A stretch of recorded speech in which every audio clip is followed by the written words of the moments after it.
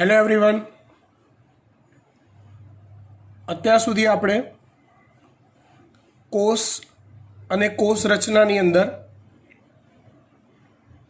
4 રચનાઓ વિશે સમજી ગયા. કઈ 4? તો કણાભસૂત્ર, રસધાની, અંતઃકોષરસજાળ અને ગોલ્ગી કાય. આ 4 રચનાઓ વિશે આપણે સમજ્યા. આજે આપણે વાત કરીએ લાઇસોઝોમની. કોની વાત કરીશું? લાઇસોઝોમ. લાઇસોઝોમ એ શું છે? તો કોષમાં આવેલી પટલમય પુટિકા છે. પટલમય પુટિકા. પટલમય એટલે કેવી? તો કે પટલો ધરાવતી હોય એવી. પુટિકા એટલે શું? તો કે પુટિકા એટલે થાય કોથળી. લાઇસોઝોમ પટલમય પુટિકા છે. બીજો પોઈન્ટ, ગોલ્ગી કાયમાંથી પેકેજિંગની પ્રક્રિયા દ્વારા નિર્માણ પામે છે. ગોલ્ગી કાયમાંથી પેકેજિંગની પ્રક્રિયા દ્વારા નિર્માણ પામે છે. એટલે કઈ રીતે? તો કંઈક આમ સમજો હો. યાદ કરો, ગોલ્ગી કાયમાં આવી બધી સિસ્ટર્નીઓ હતી. એમાં એક છેડો એનો સીસ છેડો હતો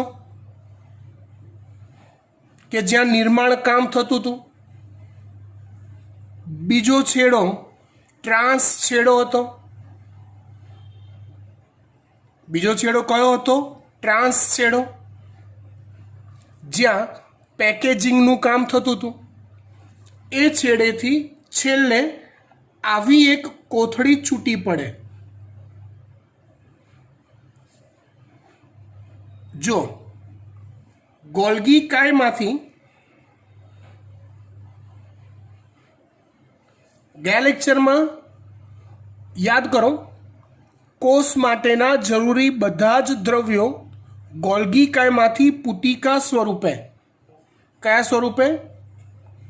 પુટિકા સ્વરૂપે છૂટા પડે છે અને કોષ રસમાં ભળે છે. આવી છૂટી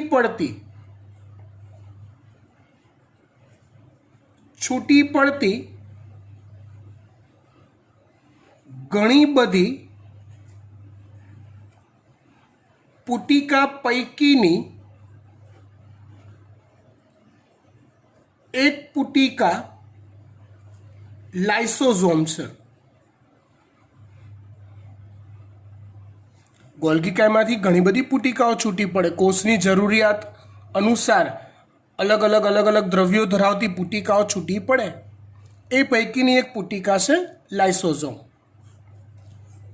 ચલો, પહેલા 2 પોઈન્ટ ખબર પડી ગઈ. પટલમય પુટિકા છે, કોથળી છે પટલો ધરાવતી. ગોલ્ગી કાયમાંથી પેકેજિંગની પ્રક્રિયા દ્વારા નિર્માણ પામે છે. પેકેજિંગની પ્રક્રિયાની વાત હમણાં જ આપણે જોઈ, હાલ જ ગયા લેક્ચરમાં એની ચર્ચા કરી હતી. એ પેકેજિંગની પ્રક્રિયા દ્વારા નિર્માણ પામે અને નિર્માણ પામ્યા બાદ કોષ રસમાં એ મુક્ત થાય છે. કોણ? લાઇસોઝોમ. લાઇસોઝોમ પુટિકાઓમાં બધા જ પ્રકારના હાઇડ્રોલાઇટિક ઉત્સેચકો આવેલા હોય છે.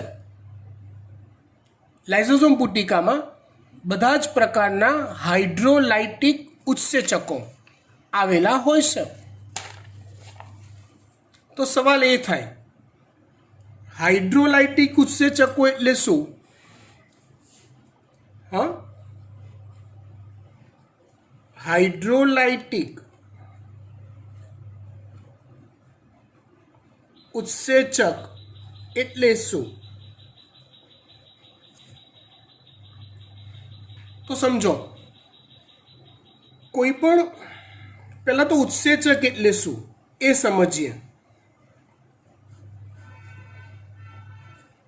તો કે કોષમાં ધારો કે એમાંથી બીનું નિર્માણ કરતી એ એક પ્રક્રિયક છે, બી એક નિપજ છે. ધારો કે તો આવી પ્રક્રિયામાં પ્રક્રિયાનો વેગ વધારવા માટે, પ્રક્રિયા અત્યંત ઝડપથી પૂરી કરવા માટે કોષમાં વિવિધ પ્રકારના ઉત્સેચકો આવેલા હોય છે.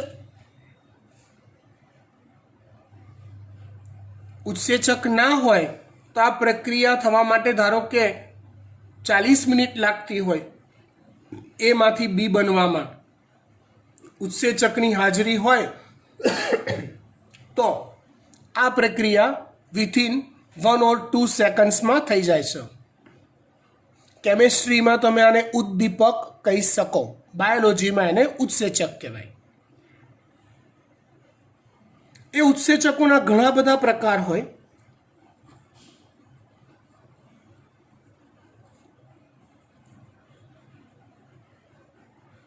એ પૈકીનો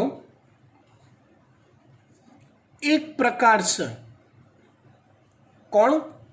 તો કે હાઇડ્રોલાઇટિક ઉત્સેચકો.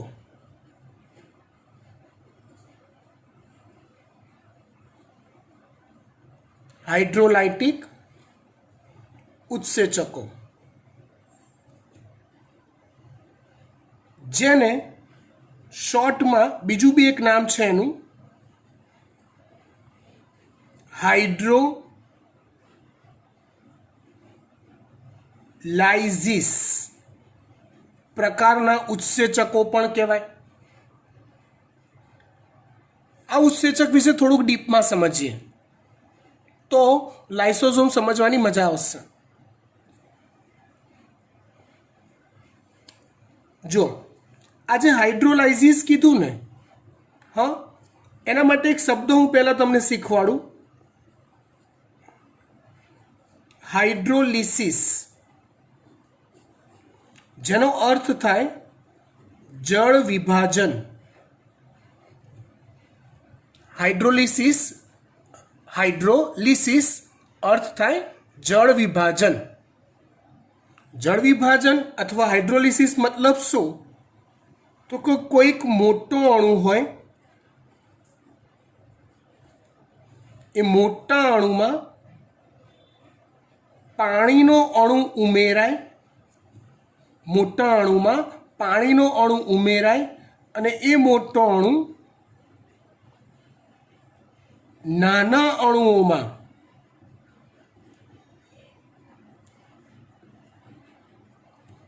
ફેરવાય. તો આ પ્રક્રિયાને જળ વિભાજન કહેવાય. જળ વિભાજન એટલે પાણીનું વિભાજન એવું સમજવાનું નથી. H2O નું વિભાજન થઈ ગયું એવું સમજવાનું નથી. જળ વિભાજન એટલે કોઈ મોટા અણુમાં પાણીનો અણુ ઉમેરાય, એમાંથી નાના અણુઓ બને. આ ક્રિયાને જળ વિભાજન કહેવાય. આ ક્રિયામાં કામ કરતા જે ઉત્સેચક હોય, જે આ પ્રક્રિયાને ઝડપી બનાવે, પૂરી કરે, એ ઉત્સેચક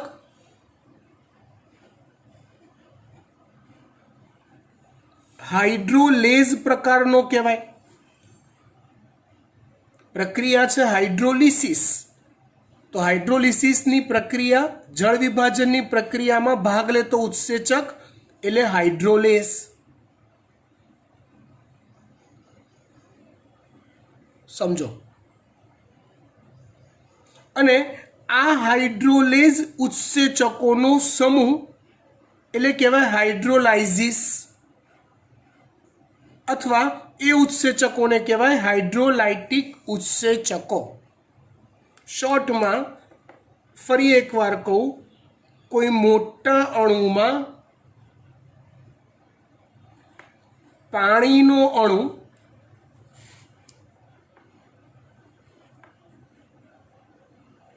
ઉમેરી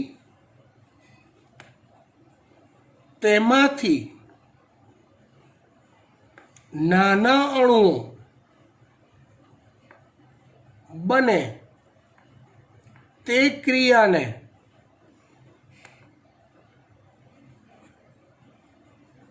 હાઇડ્રોલિસિસ કહેવાય છે.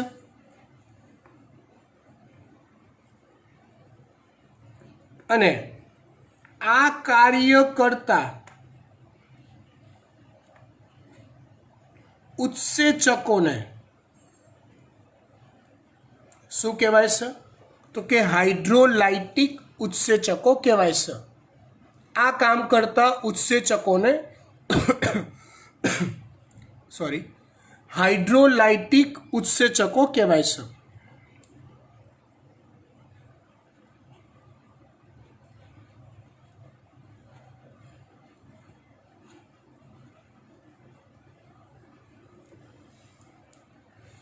ઓકે, ફરી પાછા આપણે લાઇસોઝોમ પર આવી જઈએ. વાત કરીએ છીએ આપણે લાઇસોઝોમની. લાઇસોઝોમ પુટિકાઓમાં બધા જ પ્રકારના હાઇડ્રોલાઇટિક ઉત્સેચકો આવેલા હોય છે. મતલબ બધા જ પ્રકારના મતલબ તો કે કોષની અંદર જેટલા પ્રકારના ઘટક હોય એ બધા જ ઘટકોનું પાચન કરી શકે, મતલબ જળ વિભાજન કરી શકે એવા દરેક ઉત્સેચકો લાઇસોઝોમની અંદર આવેલા હોય છે. જો તમને સમજાવું, ધારો કે લિપિડનું પાચન અથવા લિપિડમાંથી નાના અણુ બનાવે, લિપિડનું વિઘટન કરે, લિપિડનું જળ વિભાજન કરે એવા હાઇડ્રોલેઝ ઉત્સેચકને કહેવાય લાઇપેઝ. પ્રોટીનનું જળ વિભાજન કરે એવા હાઇડ્રોલેઝ ઉત્સેચકને કહેવાય પ્રોટીએઝ. કાર્બોહાઈડ્રેટ અથવા કાર્બોદિતનું જળ વિભાજન કરે એને કહેવાય carbohydrase. Nucleic acid, DNA RNA, deoxyribonucleic acid, ribonucleic acid, યાદ આવ્યું? Good, fine. એ ન્યુક્લિક એસિડનું પાચન કરે એવા ઉત્સેચકો હાઇડ્રોલેઝ ઉત્સેચકોને કહેવાય ન્યુક્લિએઝ. ઇન શોર્ટ, આ બધા હાઇડ્રોલેઝ ઉત્સેચકો છે અથવા હાઇડ્રોલાઇટિક ઉત્સેચકો છે.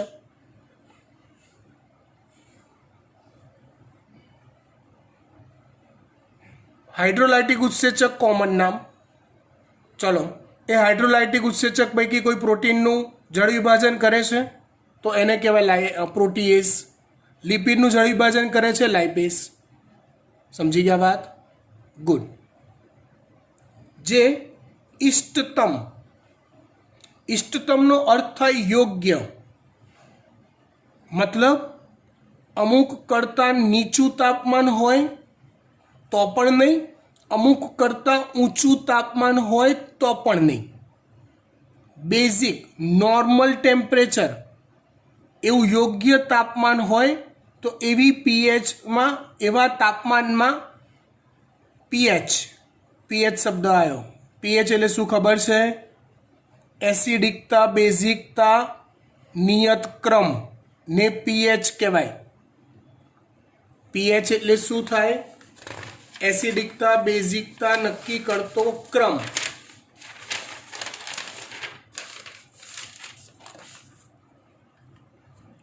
પીએચ એસિડિકતા,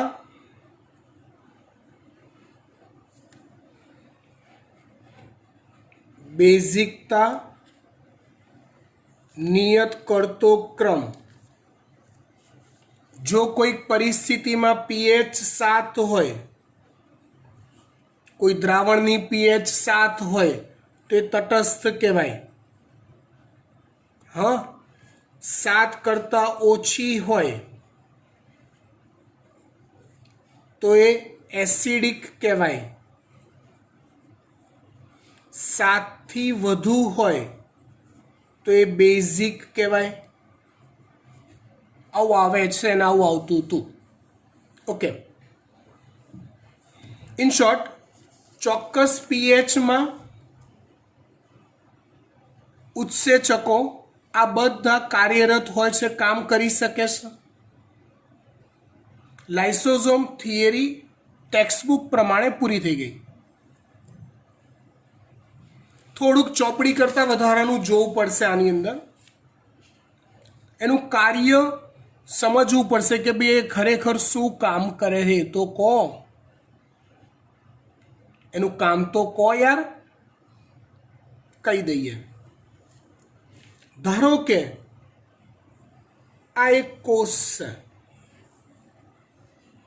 આ કોષ કે અંદર બધી જાત જાતની અંગિકા ફંગિકાઓ હોય અને ધારો કે કોષમાં આવેલી આ લાઇસોઝોમ છે.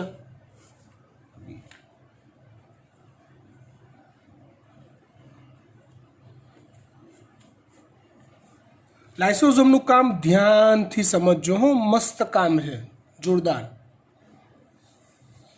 કોષની અંદર કોઈ નકામી આઈટમ આવી ગઈ, બિનજરૂરી કોઈ ઘટક આવી ગયો અથવા સર્જાયો કે જેનું કોષને કોઈ કામ નથી,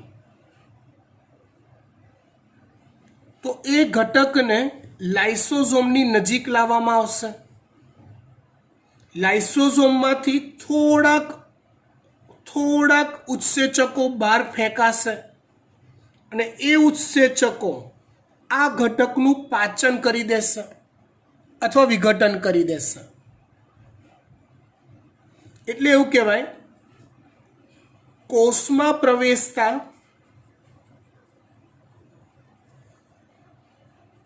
નકામા પદાર્થો કે સૂક્ષ્મ જીવો નો નાશ લાઇસોઝોમ પોતાના હાઇડ્રોલાઇટિક ઉત્સેચકોની મદદથી કરી શકે છે. ઇન શોર્ટ, કોષમાં બિનજરૂરી કોઈ રહેવું ના જોઈએ. જો કોઈ બિનજરૂરી નકામી આઈટમ આવી કે બહારથી આવી કે બની તો લાઇસોઝોમ સામે ધરી દેવાનું. લાઇસોઝોમ એની પર પાચક ઉત્સેચકોનો થોડોક સ્ત્રાવ કરે ને બધા પ્રકારના પાચક ઉત્સેચકો હોય એટલે ભલભલો બેક્ટેરિયા કોઈ બી હોય તો એનું વિઘટન થઈ જાય. કોઈ બી ઘટક બિનજરૂરી સર્જાયો હોય તો એનું વિઘટન થઈ જાય. કોણ આ કામ કરે? લાઇસોઝોમ. એ સિવાય એક મસ્ત વાત કહું, લાઇસોઝોમ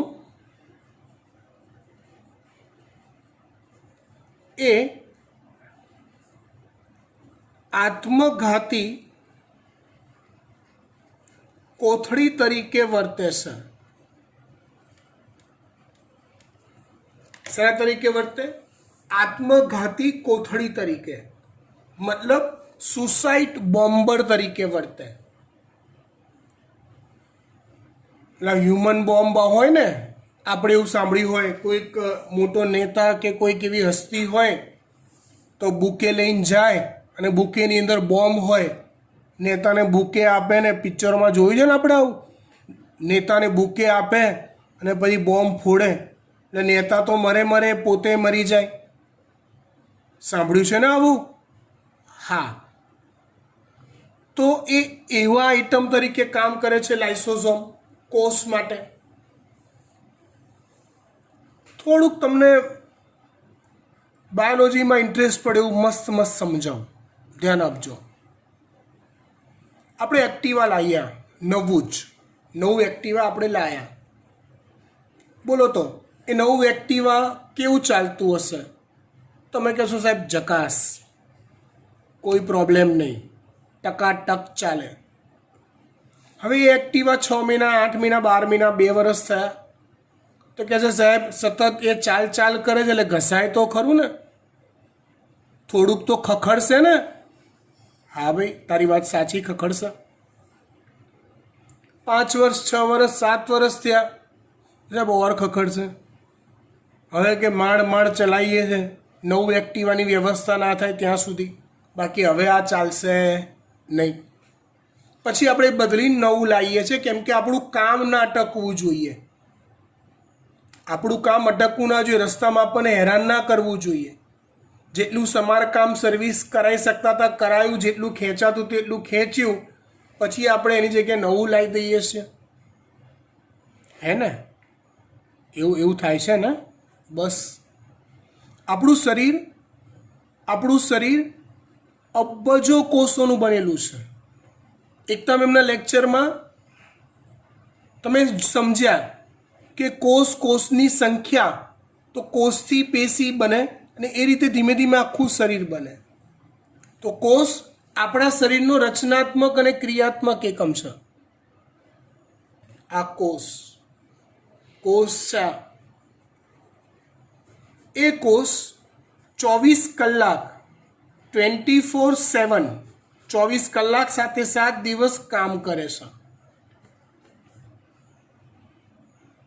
આપણે એમ કે ઊંઘી ગયા ત્યારે, તો કે ભાઈ ઊંઘો ને તમે ત્યારે તમારા મગજનો કેટલોક ભાગ રેસ્ટ કરે છે, બાકી તો કોષો કામ ચાલુ જ રાખે છે. એવું થાય હે? કહો તો કે સવાર પડી એટલે પેલું બટન દબાવ એટલે હૃદય ધબકવાનું ચાલુ ને બધું મીટર ફરવાનું ચાલુ થાય? ના, એ 24 કલાક ચાલુ હોય. આખું શરીર કામ કરે છે, મગજના અમુક ભાગ સિવાય. તો 24 કલાક કામ કરતું હોય એટલે કોષો ધીમે ધીમે નબળા પડે. સતત કાર્ય કરતા હોવાના લીધે કોષો નબળા પડે છે. હવે કોષો નબળા પડી જાય, કામ ઓછું કરે, તો એની અલ્ટિમેટલી ઇફેક્ટ ક્યાં પડે? તો કે આપણા શરીર પર પડે. શરીરને કામ અટકવું ના જોઈએ તો શું કરવું પડે? એક્ટિવાવાળી કરવી પડે ને? હા, આ કોષનો નાશ કરવો પડે, એની જગ્યાએ નવો કોષ બનાવીને મૂકવો પડે. હવે આઈ થિંક તમે સમજી ગયા લાઇસોઝોમ શું કામ કરે છે. હું નહીં સમજાવું તો પણ ચાલશે. You are very smart. સમજી ગયા? યસ. સતત કાર્ય કરતો હોવાના લીધે કોષો નબળા પડે છે. આવા નબળા કોષોમાં લાઇસોઝોમનો બ્લાસ્ટ થાય છે, એટલે આખી પુટિકા એક સાથે ફાટે છે. ધડામ. એટલે એની અંદર જેટલા પણ ઉત્સેચકો છે બધા કોષમાં પ્રસરે છે, અને એ ઉત્સેચકો આખા કોષની પથારી ફેરવી નાખે, મતલબ કે વિઘટન કરી દે, મતલબ કે નાશ કરી દે. તો આખા કોષનો નાશ થયો તો લાઇસોઝોમનું શું થયું? કે સાહેબ પહેલાં એનો નાશ થયો. સમજી ગયા? એટલે કોષનો નાશ કરી દે, પણ એ શરીર માટે સારું છે. એ કોષ નાશ પામશે તો ત્યાં જગ્યા ખાલી પડશે, અને જગ્યા ખાલી પડશે તો ત્યાં નવા કોષો બનશે. સમજી ગયા? ગુડ. લાઇસોઝોમ બ્લાસ્ટ પામે અને તેના હાઇડ્રોલાઇટિક ઉત્સેચકો સમગ્ર કોષનો નાશ કરે છે.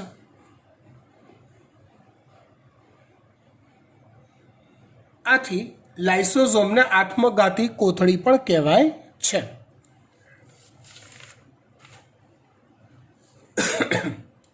લાઇસોઝોમ અંગિકાની ચર્ચા અહીંયા આપણે પૂરી કરીએ છીએ.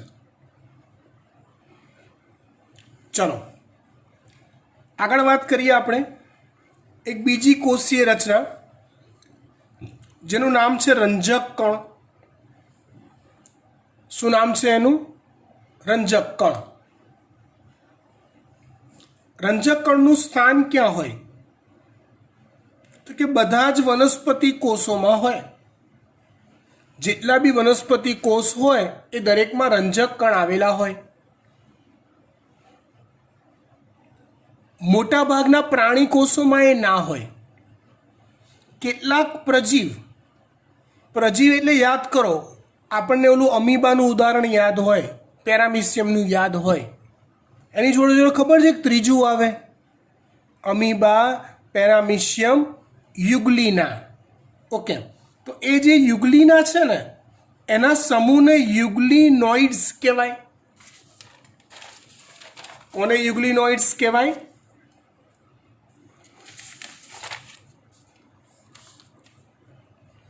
તો યુગ્લિનાના સમૂહને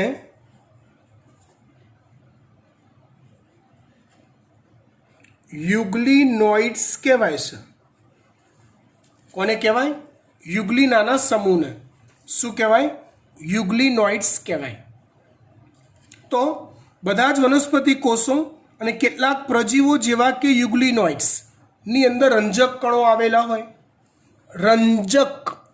રંજકનો અર્થ થાય રંગ. રંજકનો અર્થ થાય રંગ.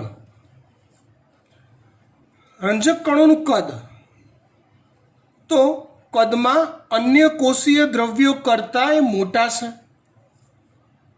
બીજી બધી કોષીય રચનાઓ જુઓ તો એના કરતાં રંજક કણો કદમાં મોટા હોય છે.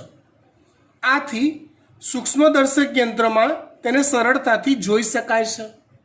આપણી લેબોરેટરીમાં જે સૂક્ષ્મદર્શક યંત્ર હોય, માઇક્રોસ્કોપ હોય, એની મદદથી તમે રંજક કણોને જોઈ શકો છો. રંજક કણમાં ચોક્કસ પ્રકારના રંજક દ્રવ્યો આવેલા હોય છે. આથી તે વનસ્પતિને જુદા જુદા રંગ આપે છે. વનસ્પતિમાં તમે જુઓ તો પર્ણનો રંગ, પુષ્પ, તો અલગ અલગ વનસ્પતિમાં અલગ અલગ રંગના પુષ્પ હોય, ફળ અલગ અલગ રંગના હોય. તો એ જે રંગ છે ને એ રંગ બધા રંજક કણોને આભારી હોય છે બેટા. બરાબર? રંજક કણમાં રંજક દ્રવ્યો આવેલા હોય. તો હવે રંજક કણમાં કેવા રંગના રંજક દ્રવ્યો આવેલા છે એને આધારે રંજક કણના 3 પ્રકાર પડે છે. કયા 3 પ્રકાર? તો એક રંગ કણ, બીજો પ્રકાર રંગહીન કણ, ત્રીજો પ્રકાર હરિત કણ. કયા 3 પ્રકાર? રંગ કણ, રંગહીન કણ અને ત્રીજો પ્રકાર હરિત કણ. વાત કરીએ આપણે રંગ કણની. આપણે થિયરી જોઈ રહ્યા છીએ રંજક કણ.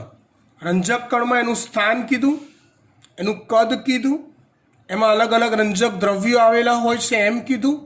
હવે એ રંજક દ્રવ્યો કયા હોય એને આધારે રંજક કણના 3 પ્રકાર પડે: રંગ કણ, રંગહીન કણ, હરિત કણ.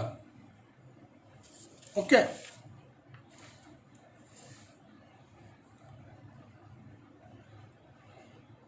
વાત કરીએ આપણે રંગકણની. રંગકણને ક્રોમોપ્લાસ્ટ પણ કહેવાય છે. એનું બીજું નામ છે. રંગકણને બીજું શું કહેવાય છે? તો કે ક્રોમોપ્લાસ્ટ પણ કહેવાય છે. તેમાં ચરબી દ્રાવ્ય રંજક દ્રવ્યો કેરોટીનોઇડ્સ આવેલા હોય છે. રંગકણમાં શું હોય છે? તો કે ચરબી દ્રાવ્ય રંજક દ્રવ્યો કેરોટીનોઇડ્સ હોય છે. જો કોઈક રંજક દ્રવ્યો એવા હોય કે જે પાણીમાં દ્રાવ્ય હોય, કોઈક રંજક દ્રવ્યો એવા હોય કે જે ચરબીમાં દ્રાવ્ય હોય. તો રંગકણમાં આવેલા રંજક દ્રવ્યો જે છે એ ચરબીમાં દ્રાવ્ય હોય છે. એ કેરોટીનોઇડ્સના ઉદાહરણ કયા? તો કે કેરોટીન, ઝેન્થોફિલ, એ સિવાય બી છે ફ્યુકોઝેન્થિન જેવા ઘણા બધા હોય. આ રંજક દ્રવ્યો વનસ્પતિના વિવિધ ભાગોને રંગ આપે છે: પીળો રંગ, નારંગી રંગ, લાલ રંગ વગેરે.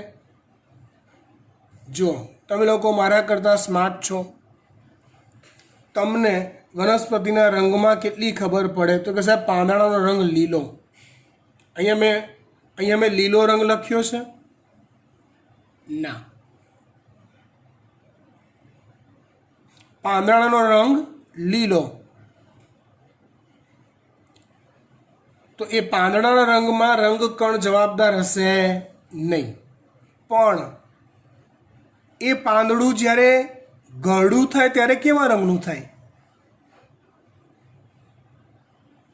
પીળા રંગનું. તો જ્યારે પાંદડું આ જ બેટા સાચું બાયોલોજી છે. આ જ ચોપડીમાં આપેલું બેઠે બેઠું તો હું શીખવાડીશ જ, પણ જે એક્સ્ટ્રા નોલેજ આપીશ એ તમને નીટ માટે સ્માર્ટ અને પરફેક્ટ બનાવશે. હા ને? પાંદડું તમે જુઓ તો કે લીલું હોય, પણ ગળું પાંદડું તો કે પીળું હોય. તો ગળા પાંદડામાં રંગકણોની માત્રા વધી જતી હશે. કોઈ પણ ફળ લઈ લો, કોઈ પણ પુષ્પ લઈ લો, તેના વિવિધ રંગ જે છે ને એ કોને આભારી હશે? રંગકણોને આભારી હશે. વાત કરી રહ્યા છીએ આપણે ખરેખર તો રંજક કણની. એના 3 પ્રકાર કીધા: રંગકણ, રંગહીન કણ અને હરિત કણ. પહેલા આપણે રંગકણ જોયું. હવે વાત કરીએ રંગવિહીન કણની. જુદા જુદા કદ અને આકાર ન હોય. જો રંગવિહીન મતલબ એ કોઈ રંગ ધરાવતા નથી. જે ખાદ્ય પદાર્થો ધરાવતા હોય છે, તમે જેનો ખોરાક તરીકે ઉપયોગ કરી શકો એવા પદાર્થો એ રંગવિહીન કણમાં સંગ્રહાયેલા હોય છે. રંગવિહીન કણના પ્રકાર તો કે 3 પ્રકાર. એક મંડકણ, તે સ્ટાર્ચ કણ તરીકે પણ ઓળખાય છે. દાખલા તરીકે આપણા ઘરમાં ઘઉંનો લોટ હોય, ચોખાને તોડીને એનો લોટ બનાવો ભૂકો કરીને, તો એની અંદર કયા કણ હોય? તો કે મંડકણ હોય. સમજ્યા? બટાકામાં મંડકણ હોય. ટૂંકમાં આપણે નાના ધોરણમાં ભણતા હતા ને, ફલાણા ઢીકણા ખોરાકમાંથી આપણને કાર્બોદિત મળે છે. તો જે ખોરાકમાંથી તમને કાર્બોદિત મળે એ બધી જ વનસ્પતિ પેદાશમાં મંડકણ હોય. બીજો પ્રકાર છે તૈલકણ. જેમાં તેલ અને ચરબીનો સંગ્રહ થાય છે. ઇન શોર્ટ, તમને તેલ અને ચરબી મળતી હોય એવા વનસ્પતિજન્ય પેદાશોમાં તૈલકણ આવેલા હોય. સિંગ તેલ એ સિંગમાંથી બને ને, તો સિંગની અંદરનો તમે ભૂકો કરીને અંદર તમે માઇક્રોસ્કોપમાં જુઓ તો તમને તૈલકણ જોવા મળે. કોઈ પણ તૈલી બિયા, જેનું તેલ નીકળે એવા બધા બી, એની અંદર શું આવેલું હોય? તો કે તૈલકણ હોય. સમિતાયા કણ પ્રોટીનનો સંગ્રહ કરે. એટલે જેટલા પણ કઠોળ છે એ બધામાંથી આપણને પ્રોટીન મળે છે.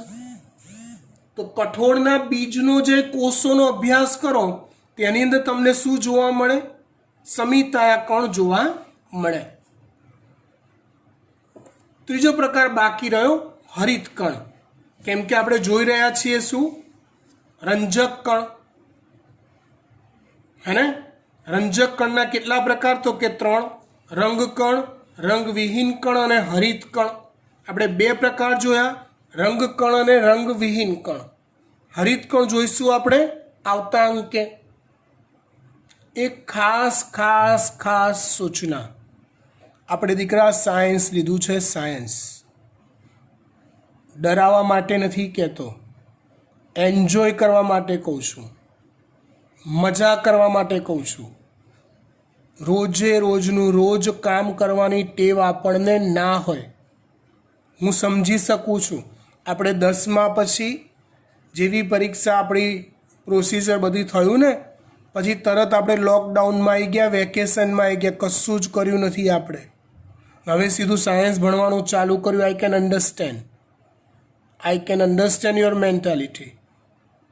થોડીક વાર લાગશે રેગ્યુલર થવામાં, પણ તમારી જાતને એક બેટરીથી ચાર્જ અપ કરો,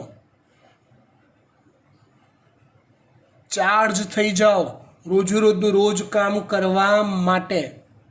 આ તો હજી હું શરૂઆત છે, એટલે અડધો કલાકના 45 મિનિટના વિડીયો આપણે આપીએ છીએ, પછી કલાકના વિડીયો આવશે. એટલે રોજનું રોજ કામ કરો, અને I hope I expect from you કે તમે રોજનું હોમવર્ક જે આજે મેં વિડીયો મોકલ્યો, તો મોડામાં મોડું કાલ રાત સુધીમાં એનું હોમવર્ક મોઢે કરીને લખીને મને તમારે સેન્ડ કરેલું હોવું જ જોઈએ. એવું થાય તો વીઆરસાને તમારા પર ગૌરવ થાય, અને રિઝલ્ટ લાવવાની ગેરંટી વીઆરસા છાતી ઠોકીને કોઈની પણ આગળ તમારા માટે લઈ શકશે. પણ જો તમે રોજનું કામ રોજ નથી કરતા દીકરા, તો આઈ એમ હેલ્પલેસ. હું જે બી મહેનત કરીશ એ બી કરીશ, પરિણામ ધાર્યું નહીં આવે. So please I request you all, please daily work કરવાની ટેવ પાડો. Thank you so much.